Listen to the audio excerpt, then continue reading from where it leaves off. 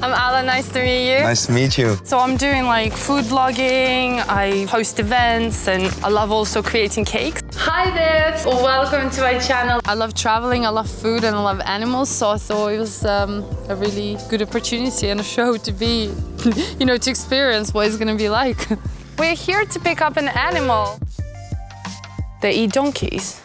To be honest, I was really shocked. I'm a food blogger for many years and I've never ever heard this before. This whole experience made me think about food in a much more deeper level. I'm a chef and I cook with a lot of, you know, meats and fish.